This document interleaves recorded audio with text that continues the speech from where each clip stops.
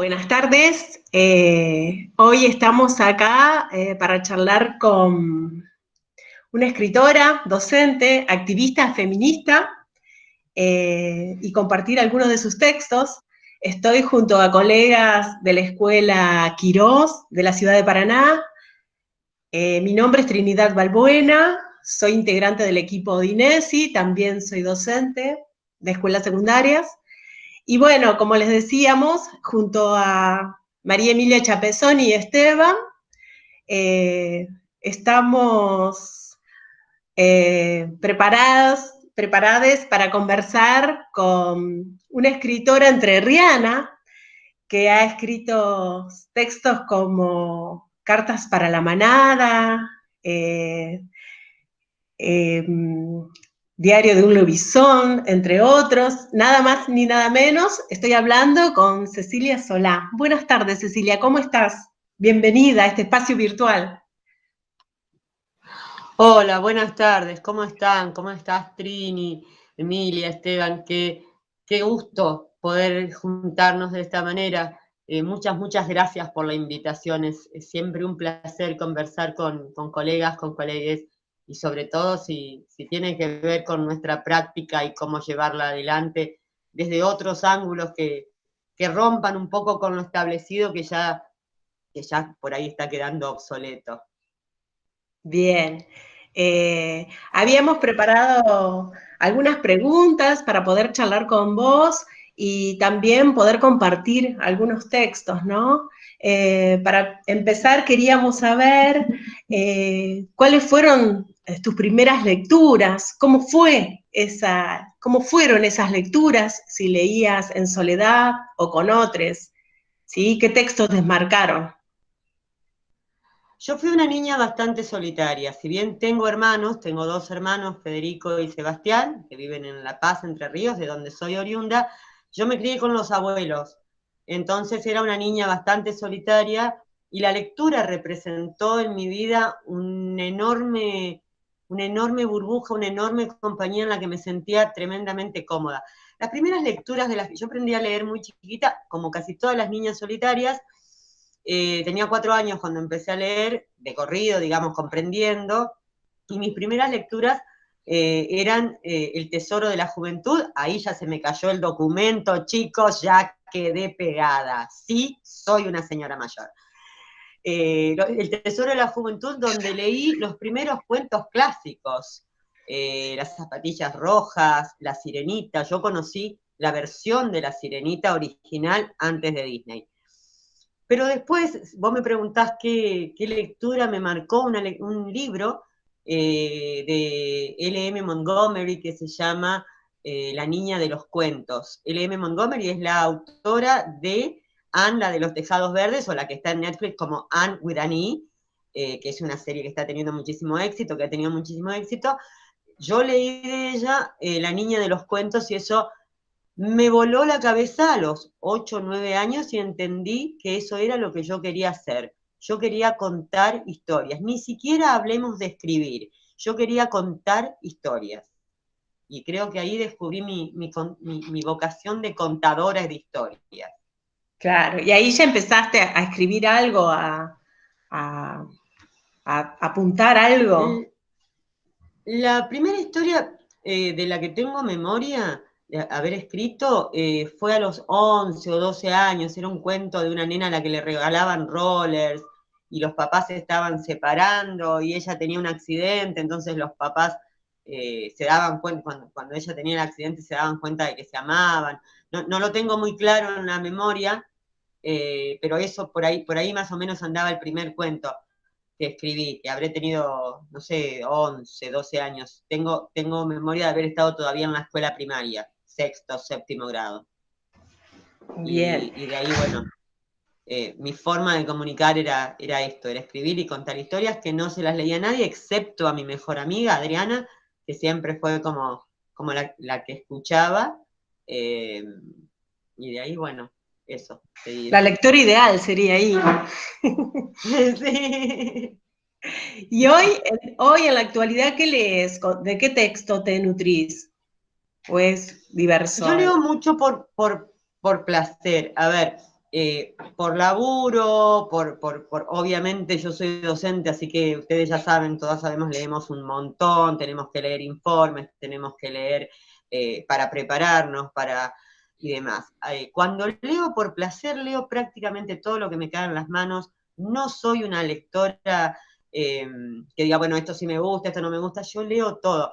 De hecho, hace unos años, cuando todavía vivía mi compañero, yo lavaba los pisos de casa y ponía, porque había mucha humedad en la cocina, hojas de periódico para que se sequen. Cuando se secaban, tenía que ir a juntar las hojas de periódico. Entonces, él se reía mucho porque yo le decía, voy a juntar los diarios del piso de la cocina. Y me demoraba, y venía y me encontraba de pie, agachada sobre el diario, leyendo algo que capturó mi atención. No soy una lectora exclusivista, digamos. Pero si me preguntás qué disfruto leer, y a mí me gusta la épica fantástica. Los elfos, las guerreras, la onda del Señor de los... Liliana Bodoc, la trilogía. No. Es más, lo tengo al lado de la cama y lo releo cada tanto, cosas puntuales, porque creo, para mí, es lo mejor, lo más hermoso que he leído en mi vida en épica fantástica. Es zarpadamente bello. Bien. Bueno, y nosotros... Sí, no, estaba pensando en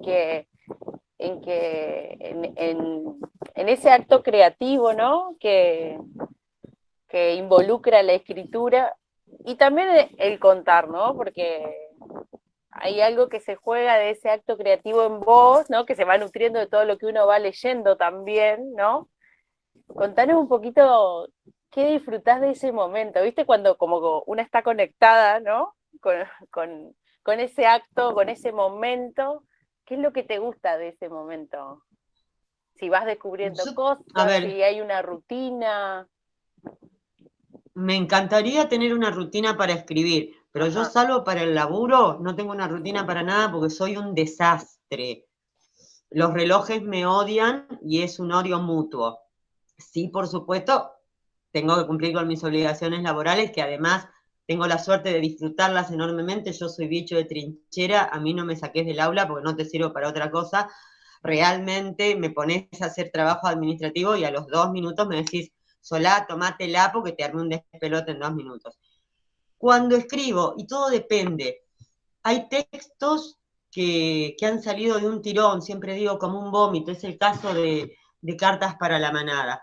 Cartas para la Manada es un conjunto de textos que salieron como de un tirón, como un vómito, y que tienen que ver con las historias que nos acompañan, con las historias que escuchamos, que vemos, que leemos y que sabemos que existen.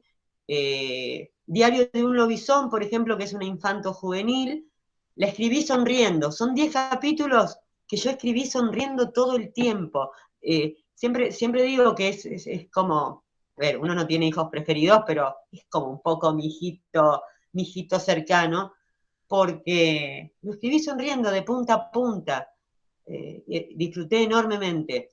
Y los contracuentos que están editados con Chirimbote, que no tengo ninguno a mano, tiene que ver, sí, fueron un poco más elaborados, pero también fue como enraizarme a mi infancia, como recordar los cuentos que escuché y que no me gustaron, y ver con ojos de adulta y con cabeza de adulta lo que en aquel momento, hace muchos años atrás, cuando me lo leían me hacía ruido. Yo nunca fui una princesa de cuento, no calzaba ni en el estereotipo físico ni en el estereotipo emocional.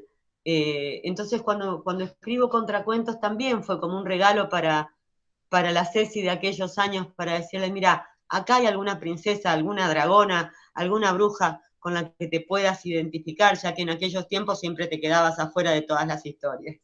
Claro, y también es como volver a eso que nos generó algo que esto no me cierra, ¿no? Bueno, ir y poner ahí una cuota de contenido. Está buenísimo lo que contás. ¿Querés compartirnos algunos de esos textos para que también podamos compartirlos con nuestros compañeros?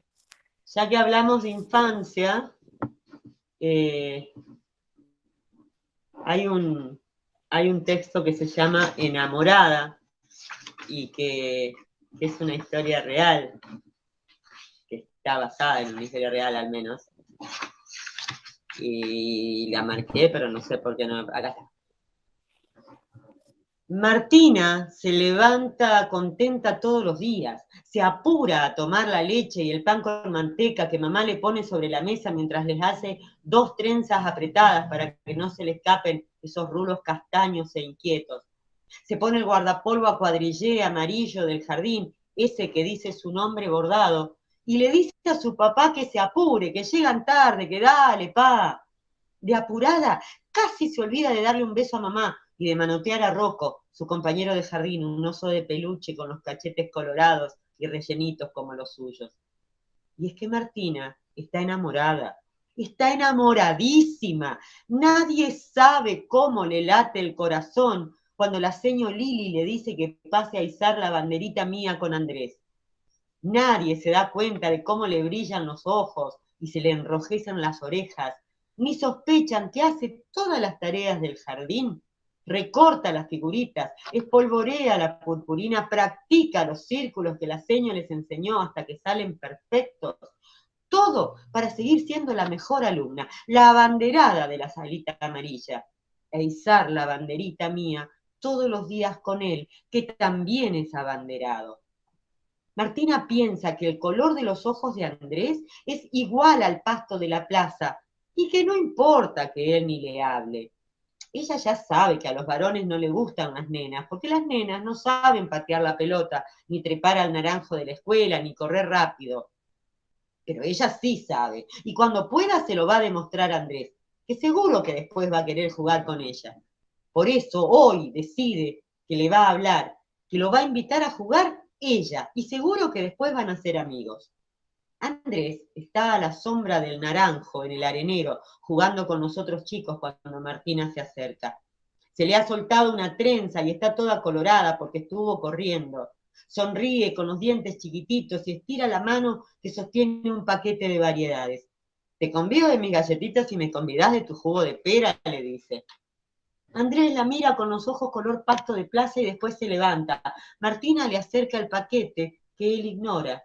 ¡Salí de acá, gorda!, exclama, y todos se ríen. Entonces Martina se acuerda de que en el pasto de la plaza los perritos hacen caca. Por eso su mamá siempre le dice que no se siente ahí. Y frunce la nariz como si estuviera oliendo la caca. También recuerda que papá y mamá le dicen que las nenas lindas no pelean, las nenas lindas no gritan ni corren como locas, no se trepan a los naranjos ni hacen goles. Las nenas lindas sonríen y siempre dicen gracias. Suerte que ella no es una nena linda, piensa. Andrés dice que es una nena gorda y las nenas gordas no son nenas lindas. Por eso pueden hacer algunas cosas, como lanzar el puño cerrado y dejar que se estrelle contra la nariz del que se ríe. Gorda y te puedo, nena y te puedo, le grita antes de darse media vuelta, muy digna, y alejarse, llevándose sus galletitas y escuchando las carcajadas del resto que sabe que no son para ella. Esta es la historia de mi primer amor. Estaba enamoradísima de Andrés, y sí, y esto sucedió. Andrés, que hoy somos recontra amigos, que seguimos, que nos vemos cada vez que yo voy a La Paz y demás, y que alguna vez le conté, y fue esto, fue un enorme dolor, pero también un enorme enojo. Y bueno, lo que no cuenta la historia es que terminé de la oreja en la dirección, que la señora Lili se enojó mucho conmigo, pero no se enojó mucho con Andrés. Se enojó conmigo porque le agregué una piña, pero no se enojó con Andrés, que me había dicho gorda y que me había bulineado. Y eso también tiene que ver con que nos dicen locas a las que gritamos y nos dicen violentas a las que gritamos, pero nunca le dicen violentos a los que nos hacen callar, ¿no? Sí, tal cual. Sabes que yo pensaba que las escuelas que estamos trabajando comprometidamente la ESI, pensaba en esta entrevista porque me parecía muy importante que también la literatura, ¿no? Como bien contaste recién, nos pueda por ahí ayudar a mirar, ¿no? Aquello que sucede con sus distintas aristas, ¿no? A veces en docencia es muy común como quedarnos con aquello que se ve, ¿no? Pero nunca con lo que se viene construyendo por debajo, los sedimentos, ¿no? Y creo que la ESI permite eso, ¿no? Poder ir un poquito más allá de aquello que vemos. Me encanta Enamorada, es muy hermoso. También es uno de mis favoritos. Es hermoso. Y me nos preguntábamos con Trini si sos de llevar tus textos al aula o a la escuela, por ejemplo, en trabajos con compañeros docentes, si sos de compartir o de armar propuestas con tus propios textos. Por ahí cuesta un poco por esta cuestión de, güey, ¿qué te pasa? Tu libro va a traer, viste, te da como una cosita. Sí me ha pasado, claro, pero sí me ha pasado tener la enorme alegría de que colegas elijan algunos de mis textos y podamos trabajar sobre ellos. Sí, con los pibes en el aula, sí, a ellos sí les llevo textos, no siempre les digo que son míos, algunos lo saben, algunos no lo saben, algunos tienen el libro, tienen alguno de mis libros, otros no, pero hay textos con los que sí hemos trabajado en el aula, no tanto en las capacitaciones, porque ya te digo, me da como un poquito de pudor esto de decir, ay, mirá, trajo su libro. No, pero viste que hay poco. veces que cuando el trabajo se va tramando colectivamente, no sé, a mí me gusta mucho como recuperar lo que se va construyendo singular y colectivamente, ¿no? Porque también es poner en valor, ¿no? El capital cultural de todos los que hacemos una escuela. Me parece que eso es riquísimo. Y pensaba, yo decía, bueno, tener una Ceci Solá de compañera, yo trabajaría en su texto, de hecho lo trabajamos, ¿no?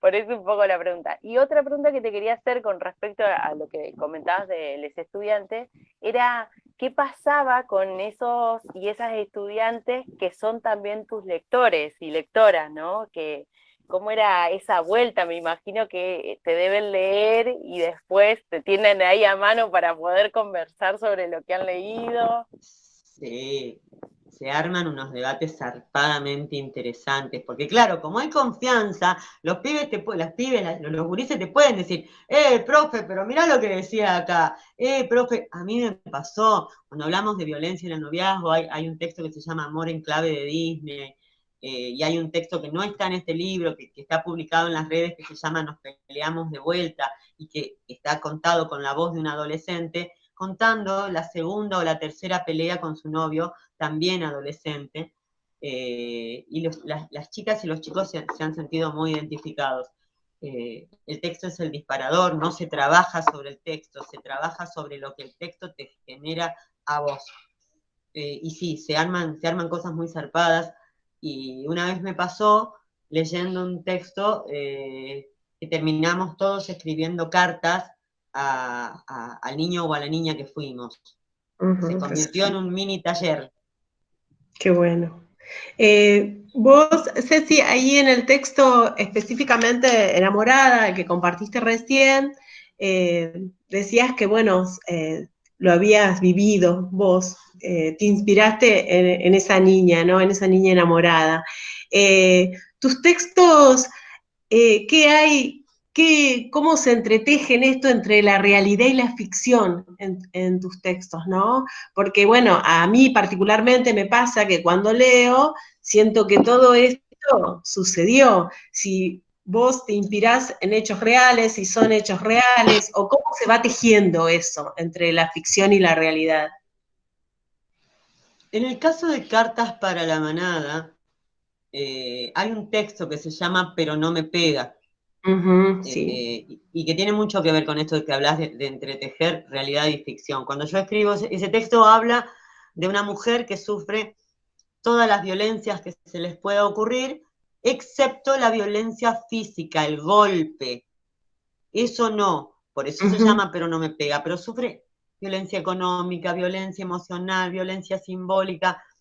Cuando yo escribo ese texto y lo publico en las redes, se compartió un montón de veces, y empecé a recibir mensajes de mujeres que me decían, salí de ahí, te mando para los pasajes, salí de ahí con los chicos. Una señora con una panadería me decía, mira, yo lo único que te puedo ofrecer es trabajo en la panadería y un lugar arriba de la cuadra para que vivas. Una abogada, una señora de un kiosco que me decía, mira, yo te puedo ayudar con la yerba y la leche para los chicos mientras vos te vas, pero salí de ahí. De repente, te estoy hablando de 1000 mensajes, de 1000 inboxes que entraron en cuestión de 2 días o 3 días. De repente, 1000 mujeres de todo el país que no me conocían se habían convertido en mi familia, en mis guardianas, en mis hermanas, en mis protectoras. Yo lo que hice fue escribirles a cada una, responder cada uno de esos mensajes contándoles que no era yo la que estaba pasando eso, pero que seguramente en algún rincón de nuestro país, de nuestro pueblo, de nuestra provincia, había mujeres atravesando esa situación. Y pedirles que todo ese amor que me estaban ofreciendo a mí sin conocerme, se lo ofreciéramos a la hermana en necesidad. Y esto dio lugar a algo maravilloso, que es la manada, que es, ni siquiera es un grupo de Facebook, ni siquiera es un grupo de WhatsApp. Somos mujeres e identidades femeninas desparramadas por todos lados que nos activamos cuando alguien necesita ayuda, se escribe "Hey manada" en el muro y después se teje todo por debajo, porque ustedes saben, compañeras, compañeros, compañeres, que en muchos casos lo que es fundamental en este tipo de acompañamiento a sobrevivientes o a víctimas de violencia es la discreción. Entonces, todo se activa por debajo, pero el llamado es ese.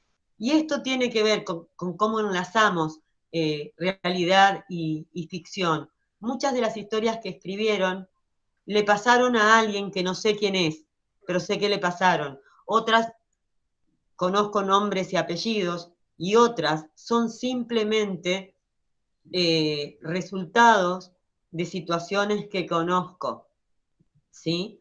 Y hay 2 o 3 que son historias reales, como El Cuadrito, que está en Cartas para la Manada, que está dedicada a Natalia, mi alumna, que fue asesinada por su novio.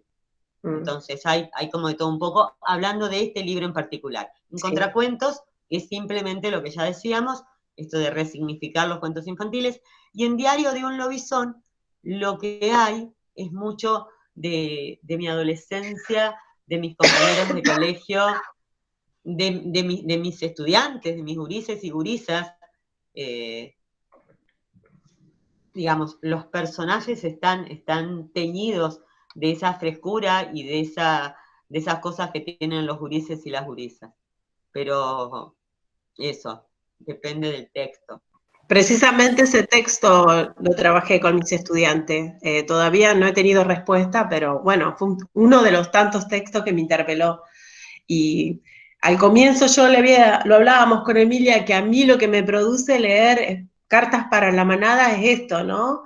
De seguir leyéndolo, devorármelo en un día, pero a la vez respirar y dejarlo y volver a retomar porque, bueno, me atraviesan, obviamente, y esto tiene que ver con lo que vos decís de la manada, ¿no? De que te interpela, porque, bueno, no fui yo, pero fue otra compañera, o he andado por ahí en relaciones pasadas, o ahora en la actualidad, y bueno, entonces son fuertes, la verdad que es muy fuerte leerte, ¿no? También es tremendo pensar que si hablas con 100 mujeres e identidades femeninas, las 100 han sufrido algún tipo de violencia. Y eso es tremendo. A veces me dicen, pero vos feminista, pero sos como medio exagerada, Entonces, elegí 10 mujeres al azar y preguntales. Pero no le preguntes, ¿vos sufrís violencia de género? Porque muchas te van a decir, no, la verdad que no, a mí mi marido nunca me pegó, nunca me grita, es divino. Pero te han pasado cosas en la calle, te han apoyado en el colectivo, te han tratado de loca de mierda nada más que por ser mina, te han mandado a lavar los platos.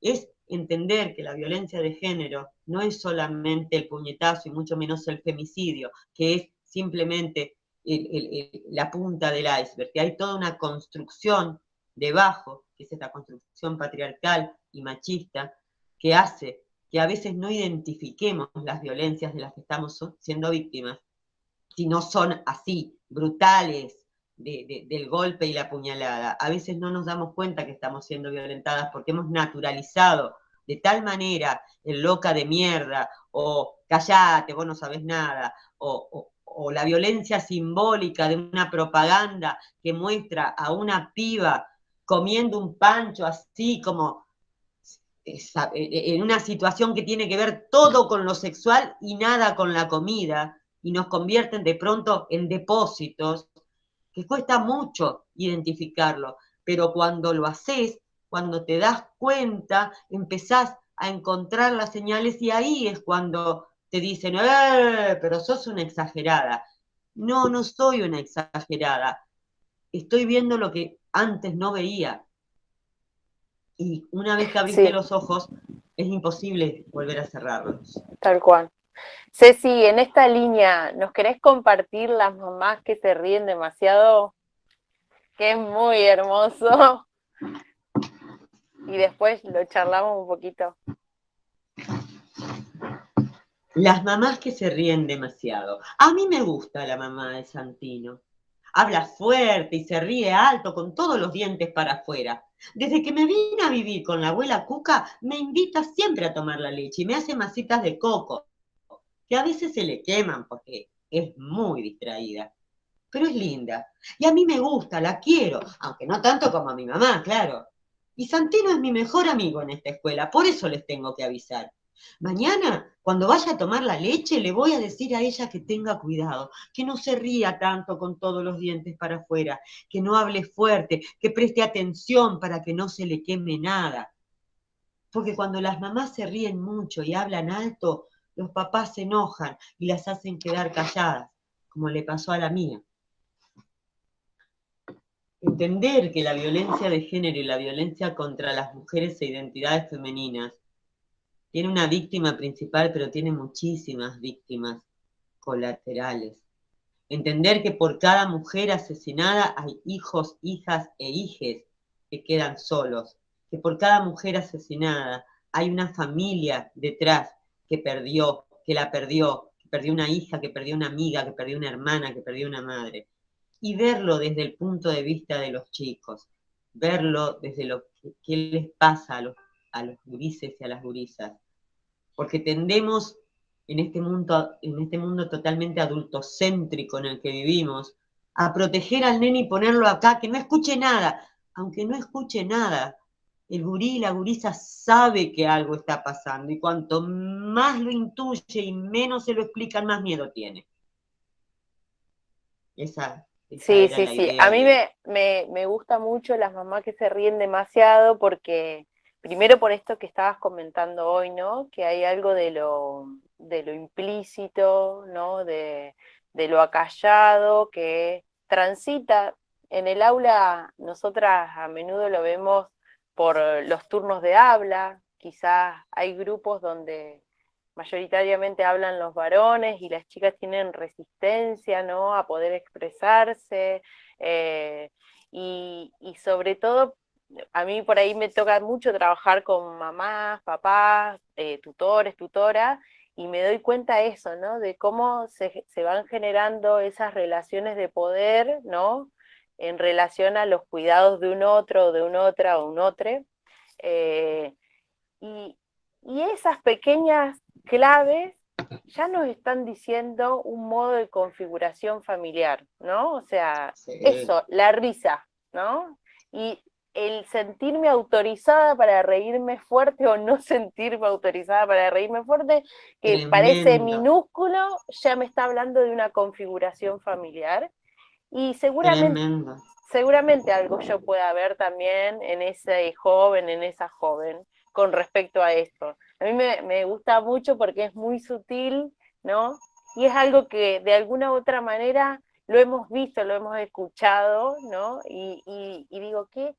Me gustaba esto, pensar que había un compañero, una compañera docente que podía estar accediendo a este texto, ¿no? Y que no parecía algo que a veces se comenta muy rápido y al pasar en los pasillos de una escuela, la importancia de detenernos, ¿no? A mirar esto tan chiquitito. Y te quería preguntar en esto de tu escritura, de tu lectura y de tu reflexión, ¿no? De tu lugar como mujer, de tu lugar en relación a grupos, ¿no? De trabajo, de activismo y demás.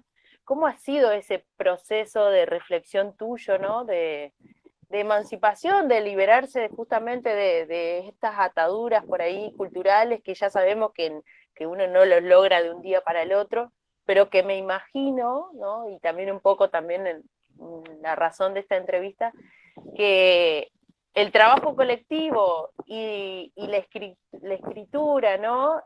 Ayuda mucho a pensarse con otros, ¿no? Entonces quería preguntarte cómo había sido ese devenir en vos, ese proceso de reflexión de la Ceci mujer, escritora, activista, docente. A mí las cosas me hacían ruido cuando era piba, cuando era gurisa. Había cosas que me hacían mucho ruido, pero yo pensaba que era a mí nomás.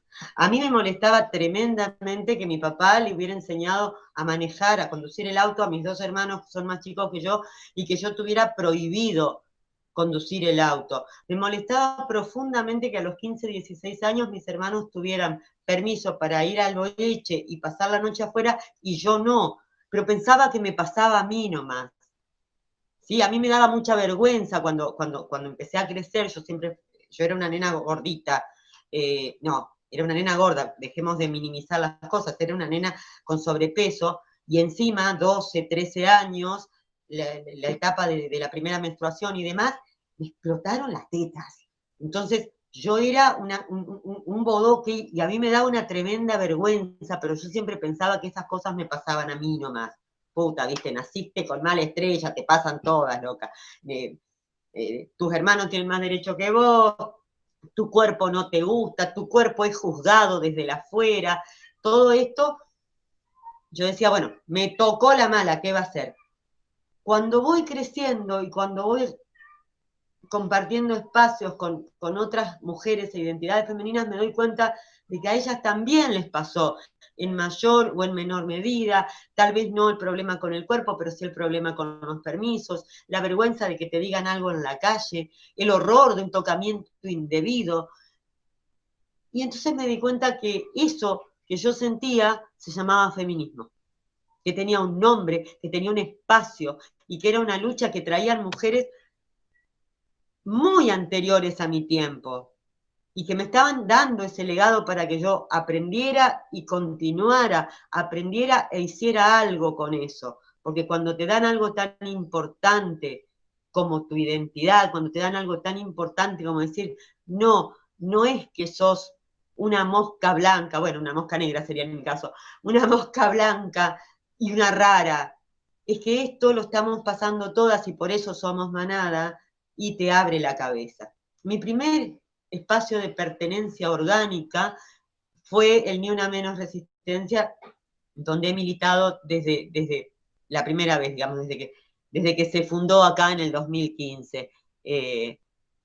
Ahí tengo mis amigas y también tengo compañeras de militancia y también he podido desarrollar estas cosas y también compartir los espacios y compartir la catarsis y también salir a la calle y saber que la que está al lado está poniendo lo mejor de sí misma, pero que también confía en que vos estás poniendo lo mejor. Y por eso el feminismo que yo milito, el feminismo del barrio, el feminismo popular, el feminismo de la hermana, de la compañera, es ese, un feminismo sin lideresas, sin jefas, sin capitanas.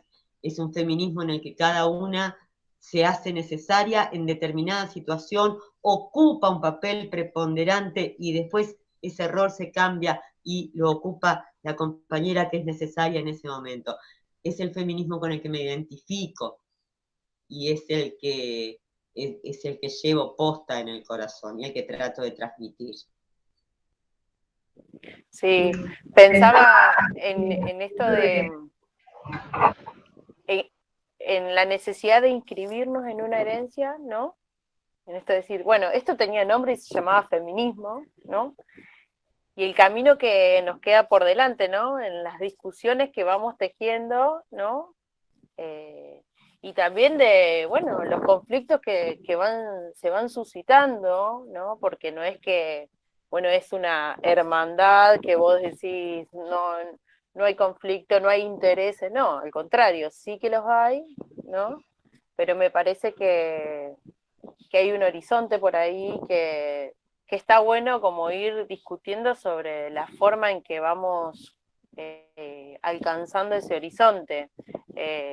Sí, a mí también es algo como que me preocupa mucho, sobre todo por entender el movimiento de la historia y de este presente, ¿no? O sea, esto que hablábamos al inicio, bueno, hoy estamos aislados, encerrados y tenemos la virtualidad y también podemos hacer uso de esta virtualidad para poder llegar de distintas maneras, ¿no? Acercarnos, comunicar, construir estos contenidos que por ahí pueden, bueno, nada, sentarse en en el momento que vos lo dispongas, que tengas ganas, sentarse y escuchar y pensar y que te acerque quizás a una lectura y demás. Yo creo mucho en ese potencial Sí, y de la comunicación. también comprender que no hay que si hay una creencia sin contradicciones, se convirtió en un dogma. Y cuando es un dogma, y a mí ya como que me da una cosita, ¿viste? Porque digo, si es dogmático no lo puedo discutir, si no lo puedo discutir, yo que soy una contradicción caminante, y estoy al horno. ¿Y cómo estarán también otras compañeras a las que las cosas les hacen ruido? Hace tiempo una amiga queridísima me dijo, tenés cuidado de no romantizar. Y en ese momento yo dije, no. Y después dije, sí, tengo que tener cuidado con esto. Porque romantizar es creer, o aún peor, comunicar que no tenemos fracturas, que no tenemos contradicciones, que no tenemos miedos. O que todas las rabias son solamente para el afuera y que no hay rabias para el adentro. Cuando uno se convierte en alguien que parece sin fisura, y es cuando más fisura estás. Sigo con vos en eso, en el tema de simular que no hay fisuras. Bueno, ¿podremos compartir otro texto de los tuyos? Sí, cómo no, vamos a ver, pues yo los marqué con un papelito. Sí, habíamos elegido varios, pero claro. Necesitamos toda la tarde. Exacto. Exactamente. Veamos qué tenemos por acá. Vasos de papel o verdades Vasos inconvenientes. de papel. Vasos de papel. Sí. Son las 12. No tengo reloj, pero sé que son las 12 porque empieza el estruendo de los cohetes y los largos silbidos de las cañitas voladoras. Ojalá que no se despierte Valentina, me costó muchísimo hacerla dormir. Estaba sobreexcitada por el clima festivo que se vive en casi todos lados. Miro mi vaso de plástico lleno de sidra, que ya está casi tibia por el calor. Hace un año atrás, yo sostenía una copa de cristal con Berkeley Scott Ross y miraba el cielo de colores desde una terraza en Puerto Madero. Hace un año atrás, Valentina dormía en una cuna de roble y yo usaba ropa de diseñador en vez de estos shorts viejos y esta remera con la propaganda de un supermercado en la espalda. Hace un año atrás, yo vivía con Álvaro y las fiestas eran cenas con champán e invitados y empleadas ocupándose del servicio y mis amigas luciendo igual de elegantes que yo, besándonos en el aire para no estropear el maquillaje y charlando sobre el último o el próximo verano. Yo no sabía que existían lugares como este donde estamos ahora, lugares con colchones duros, baños sin bidet, pisos gastados y paredes descastaradas. Yo no sabía qué gusto tenían las empanadas fritas hechas con la carne que sobró de ayer, ni la sidra de 28 pesos la botella. Y Valentina, que tiene 3, jamás había probado un chisito, ni conocía a estas mujeres que ahora me rodean, sus manos curtidas, su ignorancia sobre cuestiones que yo consideraba vitales, sus risas escandalosas y sus lágrimas calladas, sus puños en alto reclamando paz y justicia, sus historias que empezaron tan distintas de la mía y terminaron casi igual. Hace un año yo vivía con Álvaro y me quería morir. Brindaba con champán y pensaba en tomar veneno. Cada vez que él me pegaba, cada vez que decía que me iba a matar, cada vez que Valentina lloraba cuando me escuchaba gritar y suplicar, cada vez que tenía que maquillarme para que nuestros amigos, que eran suyos, no míos, no vieran las marcas que me dejaba, yo pensaba que me iba a morir, que me quería morir. Y a lo mejor sí me iba a morir. La última vez que Álvaro me pegó, creí que me iba a matar, loco de furia porque descubrió que estaba tomando anticonceptivos, aunque sabía que él quería tener otro hijo, un varón. Esa tarde me rompió la cara contra el espejo del baño, me violó y me dejó tirada, sangrante sobre los azulejos. Antes de irse me dijo que si a su vuelta no estaba espléndida para ir a cenar con sus padres y mejor predispuesta para recibirlo cuando volviéramos de la cena, me iba a matar. Era la víspera de Nochebuena, hace 7 días. Norma me sacó de ahí. Me juntó del piso como a una muñeca rota, me bañó como a una criatura, me curó los cortes y me preguntó si iba a esperar que ese hijo de puta me matara. Fue muy raro escucharla hablar así de Álvaro, porque ella siempre le decía señor. Ella me trajo acá al refugio, donde Álvaro jamás me buscaría. Ella me presentó a Delia, que tiene 2 mellicitos y la nariz quebrada como yo, y que se escapó cuando su ex le quemó la casa. Norma compró la sidra que estamos tomando esta noche, otras hicieron las empanadas, y a mí me tocó poner la mesa con un mantel rojo de tela vegetal, servilletas de papel y vasos de plástico, para brindar por mi primer feliz año nuevo en mucho, mucho tiempo. Nada, saber que la violencia de género no reconoce clases sociales. Sí, sí. Y que la hermandad y la sororidad tampoco. Sí, cuando leí ese texto pensaba en eso, ¿no? Esto de que no hay diferencias en clases sociales y bueno, y la idea de manada, ¿no? De cómo se sintió estar ahí en ese lugar, que la acogieron, que, bueno, pensando en ese pasado que nada que ver con el que estaba viviendo en ese presente, ¿no? Pero la verdad que me conmueve un montón ese texto.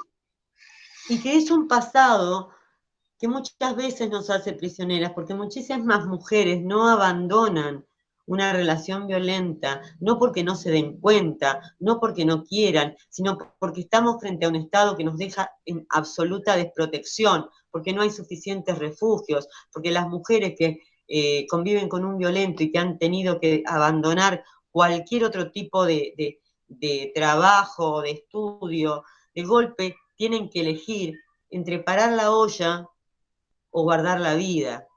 Y a veces, tremendamente, muchísimas piensan, los chicos tienen que tener que comer, tienen que tener un techo sobre la cabeza y yo voy a pagar eso con el cuerpo. Entonces, sí, la manada es fundamental, la hermana que sostiene, la hermana que abre la ventana y que no nos deja en la oscuridad, pero es absolutamente necesario que el gobierno, este gobierno, cualquier gobierno, el Estado, cumpla con su función, con su obligación, que es la de garantizarnos a las mujeres e identidades femeninas que tengamos dónde ir, que tengamos cómo alimentarnos y alimentar la cría, que tengamos un laburo para sostener esa cría. Porque si no, y esto ustedes lo saben y nosotras también, hay pilas de veces en que la compañera, en que la hermana vuelve a ese lugar, porque no le dejaron dónde ir, no tuvo otra. Y entonces está el juicio que dice, ay, bueno, pero si volvió porque le gusta. ¿En serio? ¿En serio alguien puede creer que a una persona le gusta que la golpeen, que la humillen, que la maltraten, que la destrocen. Este es el reclamo que el movimiento de mujeres le hacemos al Estado. No es un capricho, no somos desestabilizadoras, no, les estamos pidiendo que hagan lo que tengan que hacer.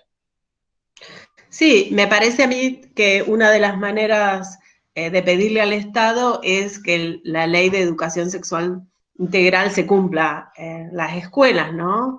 La formación entre los docentes y que se lleve a cabo eso, no sea acá, allá donde vos vivís, pero acá por ahí se cumple a medias o no se cumple directamente en algunas instituciones escolares, ¿no? Me parece que ahí hay que apuntar también. Absolutamente. No puede ser que a 14 años de la promulgación de la ESI todavía tengamos que estar discutiendo si podemos o no podemos dar ESI, que tengamos que estar mandando notas a la casa para que nos autoricen a dar una materia, porque yo no conozco ningún profe, ninguna profe que haya mandado una nota a la casa de sus estudiantes para preguntar si les puede enseñar matemáticas, para preguntar si les puede enseñar el uso de los adjetivos en el texto, o para preguntar si les puede enseñar biología o historia.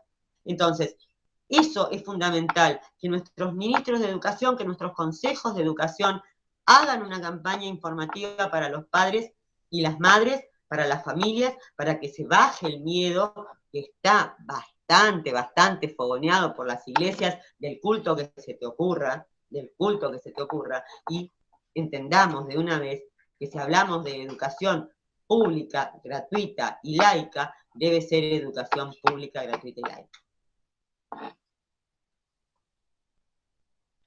Sí, totalmente de acuerdo, Ceci.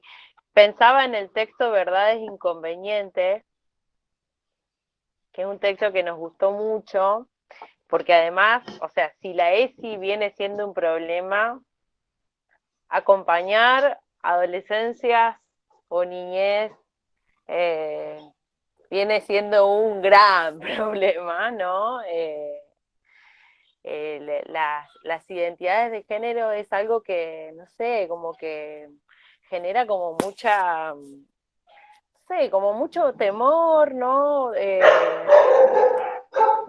Aflora mucho un pensamiento añejo, ¿no? Una gran resistencia a pensar los cambios de cualquier sociedad, porque digo, los cambios de nuestra sociedad, bueno, es la que conocemos, pero en realidad la sociedad siempre ha tenido este movimiento, y entonces este texto me gusta mucho y lo hemos compartido con docentes y lo vamos a seguir compartiendo con docentes, justamente porque nos ayuda a mirar, ¿no? A mirar algo que va más allá de lo que nosotros queremos y pensamos, ¿no? Ayuda a ver al otro. No, decía que también pone de manifiesto una deuda de la ESI, y que es las disidencias y las identidades diversas y la cuestión de género. No hay lugar para las disidencias en el programa de educación sexual integral en este momento. Y me parece que es una deuda pendiente, porque quienes estamos en las aulas sabemos que tenemos gurises, gurisas y gurisis que necesitan urgente un lugar donde expresarse. Verdades inconvenientes. Lu está en 4º grado y no quiere ir más a la escuela. Es linda su escuela, dan inglés, teatro y talleres de ajedrez, porque es de jornada completa, pero Lu no quiere ir más. La mamá de Lu está preocupada y el papá está enojado. Ya hablaron con la maestra y con la directora de la escuela, que son 2 señoras amorosas, divinas, pero que les dijeron que no, que de ninguna manera pueden aceptar ese tipo de conductas que influencian a los demás chicos y además molestan a otros padres. Les sugirieron que cambien a Lu de colegio y que revisen sus métodos de crianza. La mamá y el papá hablaron con Lu. Se sentaron todos juntos en el comedor y hablaron. Bueno, en realidad hablaron ellos, porque Lu los escuchó con los ojos bajos y húmedos, porque sabe que mamá está triste y papá está enojado, y todo es culpa de ella, todo es su culpa, todo, la cara de mamá, la vergüenza de papá, las discusiones entre ellos. Todo es su culpa, porque Lu no quiere usar el pantalón verde del uniforme, ni quiere formarse en la fila de los varones, ni ir al mismo baño que ellos. Lu se quiere poner el jumper a cuadritos y la boina, quiere estar en el equipo de gimnasia y no en el de fútbol. Quiere ir al baño donde se hace pis sentado. Pero no es así, Luciano. ¿No ves que todos se ríen de vos y de nosotros también? Grita papá y golpea la mesa. Lu siente que se le caen las lágrimas porque no puede evitar sentir como siente ni ser quien es. No entiende por qué las señas de la escuela le hacen eso. Si ellas siempre dicen que hay que decir la verdad y que hay que ser honestos y que lo importante es lo que somos, no lo que tenemos y lo que usamos. Lu está diciendo la verdad, está diciendo quién es, pero su verdad es inconveniente, incómoda, asusta, enoja y avergüenza. Por eso no escuchan. Esto, ¿no? De también la hipocresía. ¿Cuántas veces les decimos a los gurises y a las gurisas cuáles son las cosas importantes y después cuando ellos ponen sobre la mesa lo que pasa, les ponemos encima la carga del deber ser, la carga de lo correcto, de lo políticamente correcto? Tal cual.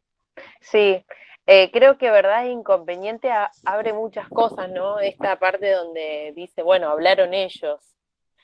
A veces las escuelas pensamos que el abordaje, ¿no?, de una situación tiene que ver con que hablen los adultos, ¿no? Y cómo cuesta generar el espacio, ¿no?, de escucha, de expresión de las adolescencias y sobre todo algo que dijiste en otro relato, la confidencialidad de ese relato, ¿no? Me parece que esa es una gran deuda también que tenemos las escuelas, y es el respeto a la confidencialidad y a los procesos, ¿no? O sea, o al menos algo a mí que me inquieta, porque digo, cuando a nosotros nos pasa algo, a nosotras nos pasa algo, no nos sentamos frente a cualquier persona y nos abrimos y le contamos lo que nos pasa, ¿no? O sea, tenemos un montón de esa resistencia, claro, y hay veces que no sabemos ni siquiera cómo verbalizar aquello que nos está pasando.